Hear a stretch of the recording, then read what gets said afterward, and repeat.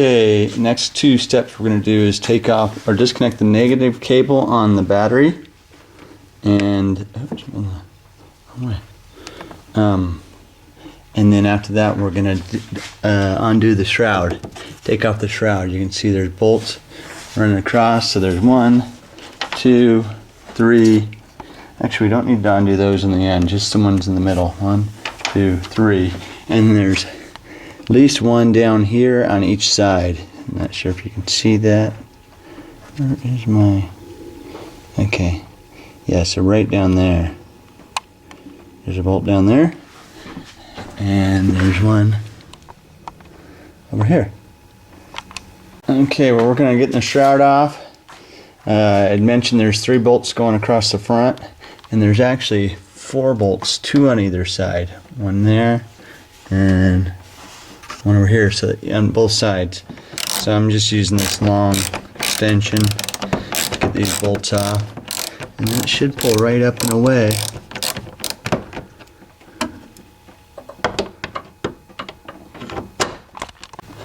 Okay, the shroud pulled up and away just like I thought. 4 bolts, 3 bolts across the top, 4 bolts on the either side. If you look down here, there's the connectors. I still have the lower shroud. I'm not sure if I'm going to remove that or not. I think I'm going to do most of my work from the top. I did leave the battery cables connected here.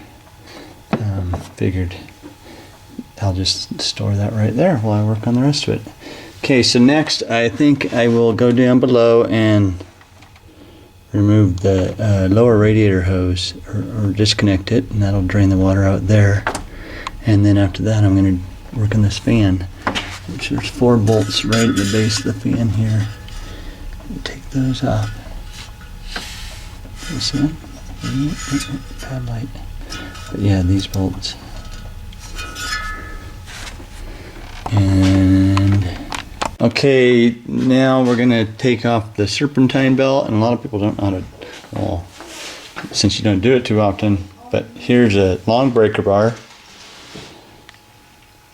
I go down and attach it to the fulcrum point, and then you push it up, and there's an arrow right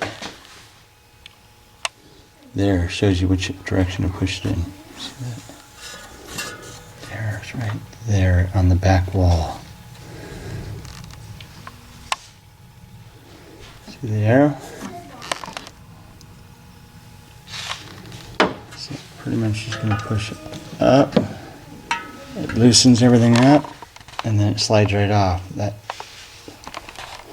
Let's see.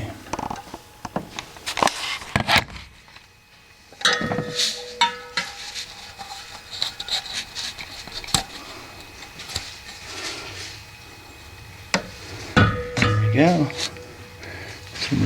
I'm going to leave it on in general. No, maybe I'll take it all the way out. Here. Next step is to take off. I'm going to take this thing off. I got to take these 2 bolts off to get back in behind there. I think those are the 2 bolts. No, so this bolt and this bolt, and take this whole device off.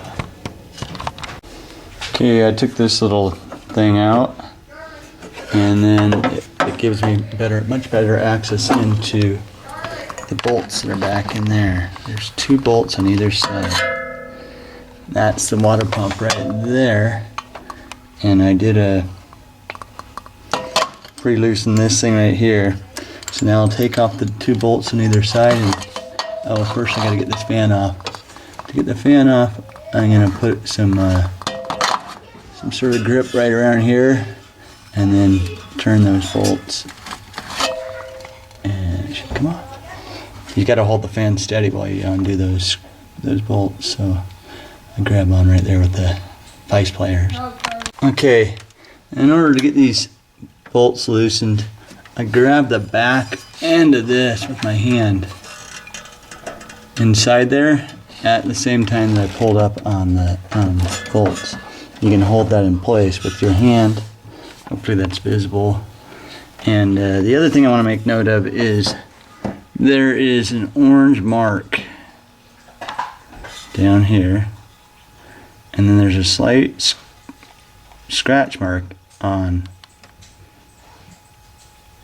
the attachment. See it? So you want, when you put it all back together, you want to match those up. That way it'll be balanced.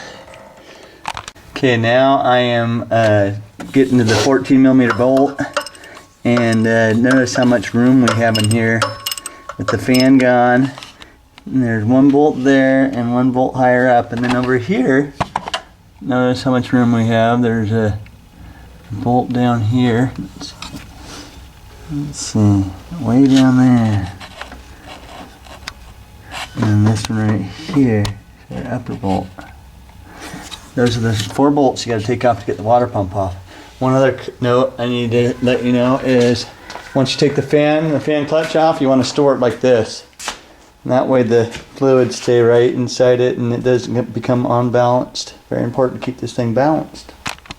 Okay, here's the old water pump. And if you look real close, you can see it was leaking out of this weep hole right there.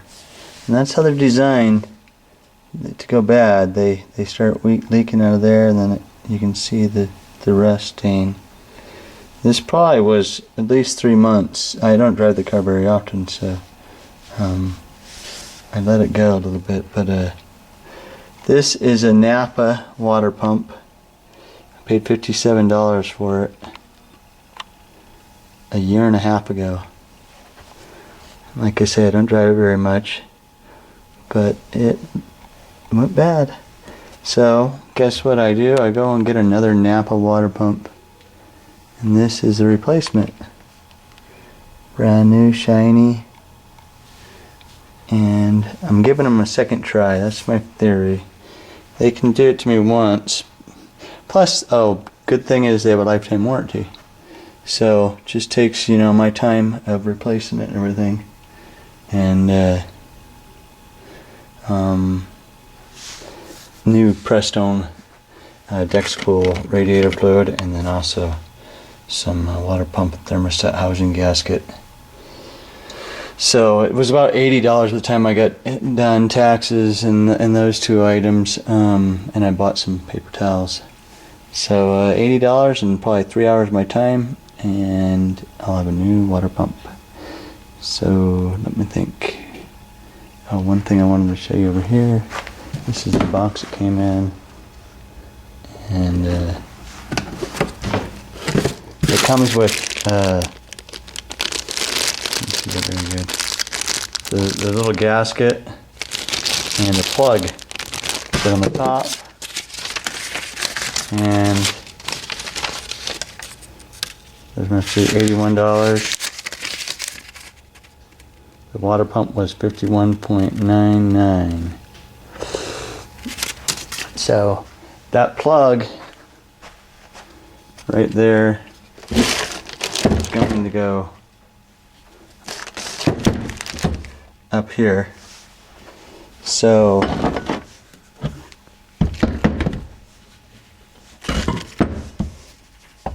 it's going to be like this.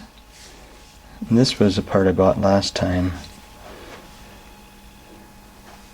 And last time I had to buy this plug. It didn't come with the water part. My guess is somebody at the Napa Auto Parts probably raided it to get it out, put it into something else, whatever. But it is what it is.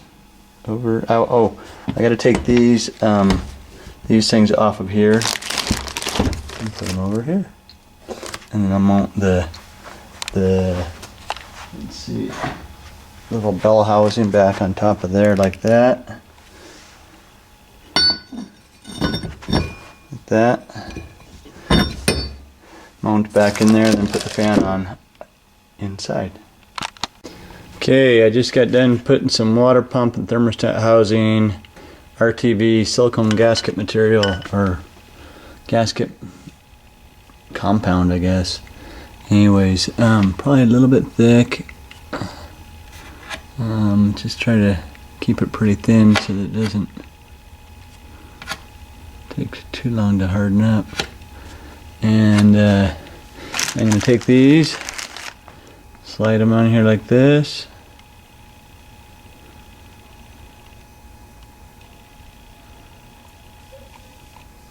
And that makes it easy, fairly easy. And I go to mount that onto